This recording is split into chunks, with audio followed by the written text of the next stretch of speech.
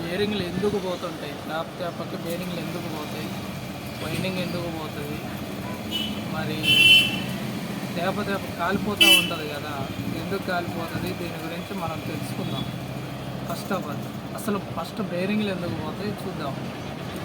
చూడండి ఫ్రెండ్స్, నేను ఫ్యాన్ చూపిస్తాను.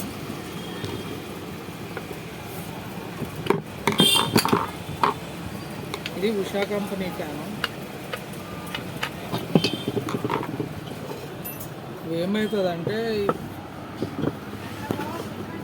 ఫస్ట్ ఆఫ్ ఆల్ ఇది అవుటర్ ఉంటుంది కదా ఫ్రెండ్స్, అవుటర్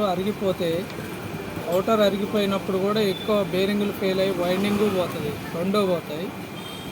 ఈ అవుటర్ అరిగిపోయినప్పుడు మనం ఈ గమ్ము కానీ ఏదన్నా గమ్ము పెట్టుకోవాలి. చూడండి, ఇది లూజే ఉంది, బేరింగ్ మస్తు లూజ్గా ఉంది. ఇలాంటప్పుడు మనం ఫెవిక్విక్ అనాబాండ్ ఉంటుంది, అనాబాండ్ పెట్టుకోవచ్చు. అనాబాండ్ పెట్టుకొని ఒక అర్ధగంట అట్లా ఎండబెట్టుకొని ఎక్కించుకోవాలి. ఇది ఒక ఫస్ట్ ఆప్షన్. అయితే సెకండ్ ఆప్షన్ ఏంటంటే ఈ స్టేటర్ ఉంది. స్టేటర్ కొంతమంది వైండింగ్ చేయిస్తారు, కొంతమంది ఏంటంటే రెడీమేడ్ వాడతారు. రెడీమేడ్ వాడటం వల్ల వైండింగ్ తక్కువ ఉంటుంది. రెడీమేడ్లో ఏంటంటే ఇవి టర్మ్స్ తక్కువ వస్తాయి, వెయిట్ తగ్గుద్ది. టర్మ్స్ తక్కువ వేసినప్పుడు ఆటోమేటిక్గా వైర్ వెయిట్ తగ్గుతుంది. వెయిట్ తగ్గడం వల్ల ఇది 150 గ్రామ్స్ వరకే వస్తుంది. అదే మనం వైండింగ్ చేయించుకుంటే 220-230 గ్రామ్స్ వరకు వస్తుంది. అప్పుడు మోటార్ అనేది హీట్ కాకుండా బేరింగ్లు హీట్ కాకుండా మంచిగా పనిచేస్తుంది. దానివల్ల అప్పుడు బేరింగ్లు ఫెయిల్ అవ్వవు, వైండింగ్ సేఫ్గా ఉంటుంది, అప్పుడు ఫ్యాన్ కాలకుండా ఉంటుంది. ఫ్రెండ్స్, ఇంకొక ప్రాబ్లం ఏంటంటే ఫ్రెండ్స్, ఇవి షాప్లో అరుగుతూ ఉంటాయి. ఈ షాప్లు ఉన్నాయి కదా, ఈ షాప్ బేరింగ్ సిట్టింగ్ అరుగుతూ ఉంటుంది. అరిగి కూడా బేరింగ్లు ఫెయిల్ అవుతాయి. ఇది ఒకటి కిందది. ఇవి ఫెయిల్ అయినప్పుడు, ఈ అరిగిపోయినప్పుడు బేరింగ్ ఫెయిల్ అయ్యి వైండింగ్ పోతుంది, బేరింగ్లు పోతాయి. దీనివల్ల షాఫ్ట్ కూడా గ్రౌండ్ అవుతుంది. బేరింగ్ కొంతమంది సౌండ్ రాగానే దాన్ని రిపేర్ చేయించకుండా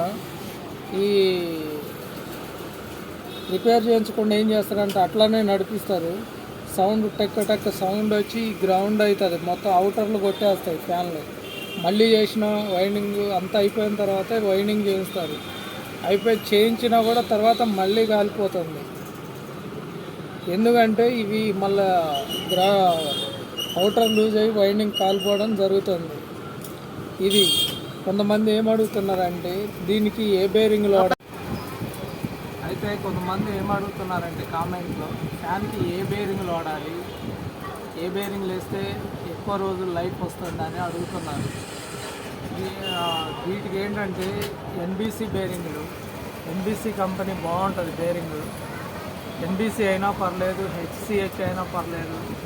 క్వాలిటీ ఎక్కువ అంటే ఎన్బీసీనే, మీడియం క్వాలిటీ అంటే హెచ్సిహెచ్, లో క్వాలిటీ బెస్ట్ క్వాలిటీ ఏంటంటే విఎల్హెచ్.